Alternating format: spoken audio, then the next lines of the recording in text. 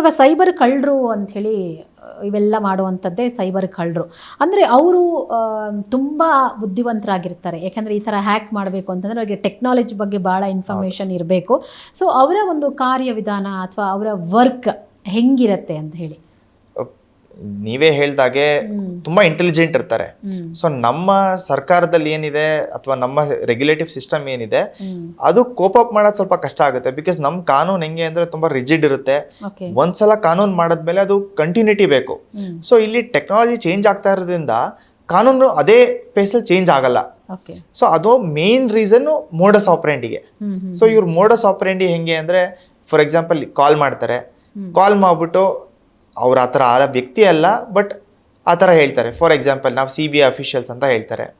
So CBI officials ಅಂದಾಗ ಏನೋ ಒಂದು ಪರ್ಸನಲ್ ಡೇಟಾ ಕೇಳ್ತಾರೆ. ಅವಾಗ ಎಷ್ಟೊಂದು ಜನ ಕೊಟ್ಟು ದುಡ್ಡು ಕಳ್ಕೊತಾರೆ. ಸೊ ಇದು ಮೋಡಸ್ ಆಪರೆಂಡಿ. ಒಂದು ಫಿಯರ್, ಮತ್ತೆ ಇನ್ನೊಂದು ಏನೋ ಒಂದು ಕಳ್ಕೊತಾ ಇದ್ದೀವಿ ಅಂತ, FOMO, fear of missing out.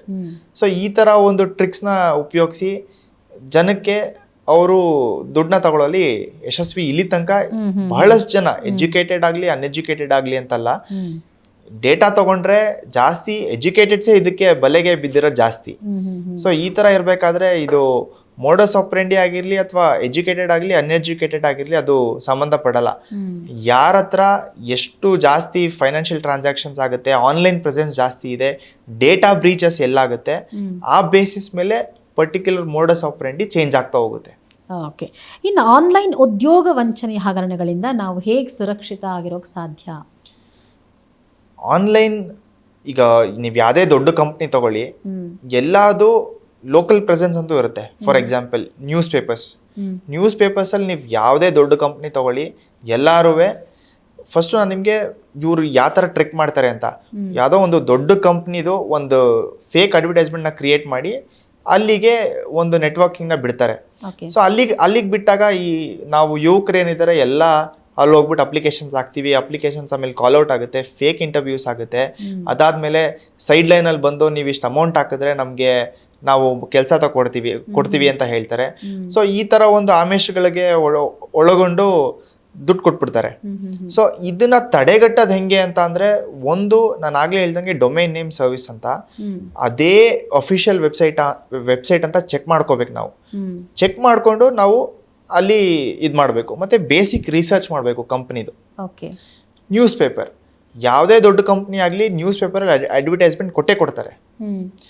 ಅದೊಂದು. ಮತ್ತೆ ಇಂಟರ್ವ್ಯೂಗೆ ಹೋಗ್ಬೇಕಾದ್ರೆ ನಾವು ಯಾವತ್ತೂ ದುಡ್ಡು ಕೊಡಬಾರ್ದು. ನಾವು ಒಂದ್ಸಲ ಕೆಲ್ಸಕ್ಕೆ ಸೇರ್ಕೊಂಡ್ಮೇಲೆ ನಾವು ಕೊಡಬೇಕು. ಇವಾಗ ಸಾಕಷ್ಟು ಇದು ನಾನು ಕೂಡ ಪರ್ಸ್ನಲ್ ಆಗಿ ಟ್ರೈ ಮಾಡಿದ್ದೀನಿ. ಇವಾಗ ಒಂದು ಆ್ಯಪ್ಗಳಿರುತ್ತೆ.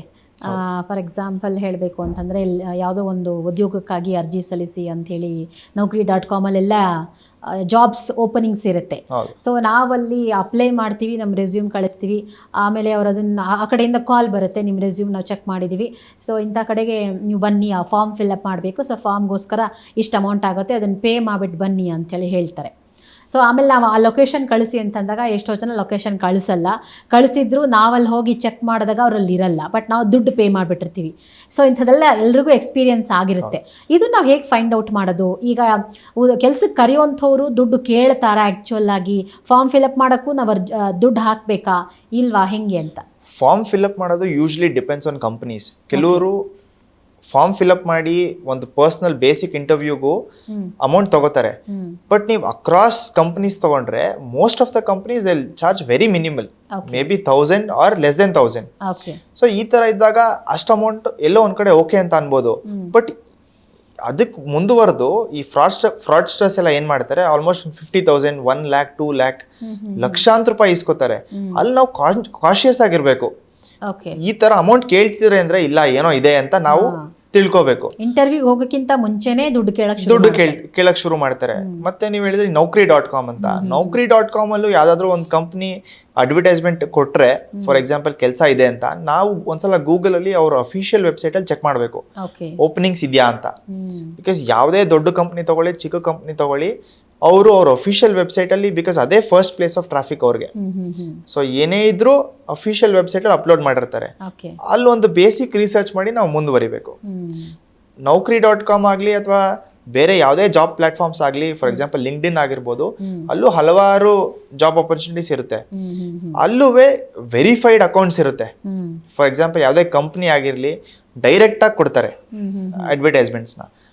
ಸೊ ಆವಾಗ ಒಂದು ವೆರಿಫೈಡ್ ಅಕೌಂಟ್ ಮುಖಾಂತರ ನಾವು ಇದು ಮಾಡ್ಬೋದು. ಬಟ್ ಯಾವಾಗಲೂ ನಾವು ನಮ್ಮ ಬೇಸಿಕ್ ರಿಸರ್ಚ್ನ ವೆಬ್ಸೈಟ್ ಥ್ರೂ ಮಾಡಿಕೊಂಡು ಅವ್ರ ಅಫಿಷಿಯಲ್ ವೆಬ್ಸೈಟ್ ಥ್ರೂ ಮಾಡಿ ಮುಂದುವರಿಬೇಕು, ಕನ್ಫರ್ಮೇಷನ್ ಮಾಡ್ಕೊಂಡು ಮುಂದುವರಿಬೇಕು. ಓಕೆ, ಇನ್ನು ಸೈಬರ್ ಅಪರಾಧವನ್ನು ನಿಗ್ರಹಿಸೋದು ಅಥವಾ ಕಾನೂನು ಜಾರಿ ಸಂಸ್ಥೆಗೆ ಯಾಕೆ ಕಷ್ಟ ಆಗ್ಬಿಟ್ಟಿದೆ ಅಂತ ಹೇಳಿ? ನನ್ನ ಕಾನೂನು ಸಂಸ್ಥೆಗಳೇ ಈಗ ನಾನು ಆಗಲೇ ಹೇಳ್ದಾಗೆ ಈ ಸೈಬರ್ ಅಫೆನ್ಸ್ ಏನಿದೆ ಟೆಕ್ನಾಲಜಿ ಮೇಲೆ ಡಿಪೆಂಡ್ ಆಗಿರುತ್ತೆ. ಸೊ ಟೆಕ್ನಾಲಜಿ ತುಂಬಾ ರ್ಯಾಪಿಡ್ ಆಗಿ ಚೇಂಜಸ್ ಆಗ್ತಾ ಇರುತ್ತೆ. ಬಟ್ ನಮಗೆ ನಮ್ಮ ಗೌರ್ಮೆಂಟ್ ಇನ್ಸ್ಟಿಟ್ಯೂಷನ್ಸ್ಗಳಲ್ಲಿ ಆ ಇನ್ಫ್ರಾಸ್ಟ್ರಕ್ಚರ್ ಇಲ್ಲ. ಜೊತೆಗೆ ಹ್ಯೂಮನ್ ರಿಸೋರ್ಸು ಎಷ್ಟೊಂದು ಕಡೆ ಕಂಪ್ಲೇಂಟ್ಸ್ ಇರುತ್ತೆ. ಈಗ ನಮಗೂ ಕೋರ್ಟಲ್ಲಿ ತುಂಬ ಡಿಲೇ ಆಗ್ತಾ ಇರುತ್ತೆ. So cyber economic offence related ಏನಾದರೂ ಬಂದರೆ, ಡಿಜಿಟಲ್ ಇಕನಾಮಿಕ್ ಅಫೆನ್ಸ್ ರಿಲೇಟೆಡ್ ಬಂದರೆ, ಸೊ ಬಹಳಷ್ಟು ಕಡೆ ಲ್ಯಾಗ್ ಆಗುತ್ತೆ. ನನಗೆ ವೈಯಕ್ತಿಕವಾಗಿ ಅನ್ಸೋದು ಎಲ್ಲೋ ಸಿಬ್ಬಂದಿಗಳ ಕೊರತೆ ಆಗಿರ್ಬೋದು ಅಥವಾ ಇನ್ಫ್ರಾಸ್ಟ್ರಕ್ಚರ್ ಇಲ್ಲ ಅಂತ ಹೇಳ್ಬೋದು. ಸೊ ಈ ಕಾರಣಕ್ಕೆ ಸೈಬರ್ ಅಪರಾಧಗಳು ಜಾಸ್ತಿ ಆಗುತ್ತೆ. ಜೊತೆ ಕರ್ಟೈಲ್ ಮಾಡೋಕ್ಕೂ ತುಂಬ ಕಷ್ಟ ಆಗುತ್ತೆ. ಅಂದರೆ ಈಗ ಸೈಬರ್ ಕ್ರೈಮ್ಗಳು ನಡಿಬಾರ್ದು ಅನ್ನೋ ಥರ ಕಾನೂನು ಸ್ಟ್ರಿಕ್ಟ್ ಮಾಡೋದು ನಮ್ಮ ದೇಶದಲ್ಲಿ ಕಷ್ಟ ಇದೆ. ಇಲ್ಲ, ಆ ಥರ ಅಲ್ಲ. ಬಟ್ ಸೈಬರ್ ಕ್ರೈಮ್ ಮಾಡಬಾರ್ದು ಅಂತ ಒಂದು ಕಾನೂನು ರೂಪಿಸೋಷ್ಟೊತ್ತಿಗೆ ಇನ್ನೊಂದು ನ್ಯೂ ಟೆಕ್ನಾಲಜಿ ಬಂದು ಅದು ಬೇರೆ ತರ ಮಾಡ್ತಾರೆ. ಸೊ ಟೆಕ್ನಾಲಜಿ ಡೈನಮಿಕ್ ಆಗಿದ್ದಾಗ ಒಂದು ಸ್ಟ್ರಿಕ್ಟ್ ಲಾನ ತಂದ್ಬಿಟ್ಟು ಎನ್ಫೋರ್ಸ್ ಮಾಡಿ, ಇಲ್ಲ ಈ ತರ ಸಿಚುವೇಶನ್ ಅಲ್ಲಿ ಈ ತರ ಸೈಬರ್ ಕ್ರೈಮ್ ಆಗಿದೆ ಅಂತ ಒಂದು ಫೋರ್ಟಿಫೈಡ್ ಇದರಲ್ಲಿ ಲಾನ ಮಾಡಕ್ ಕಷ್ಟ ಆಗುತ್ತೆ. ಓಕೆ, ಅಂದ್ರೆ ಟೆಕ್ನಾಲಜಿ ಪದೇ ಚೇಂಜ್ ಆಗ್ತಾ ಇರುತ್ತೆ ಅನ್ನೋ ಕಾರಣಕ್ಕೆ ನಾವು ಪರ್ಟಿಕ್ಯುಲರ್ ಲಾ ಮಾಡಕ್ ಆಗ್ತಿಲ್ಲ. ಅದು ಮೇನ್ ರೀಸನ್. ಇಲ್ಲ, ಪರ್ಟಿಕ್ಯುಲರ್ ಲಾ ಇದೆ. ಬಟ್ ಏನಂದ್ರೆ ಪ್ರಿಡಾಮಿನೆಂಟ್ಲಿ ಮೋಡಸ್ ಆಪರೆಂಡಿ ಚೇಂಜ್ ಆಗುತ್ತೆ.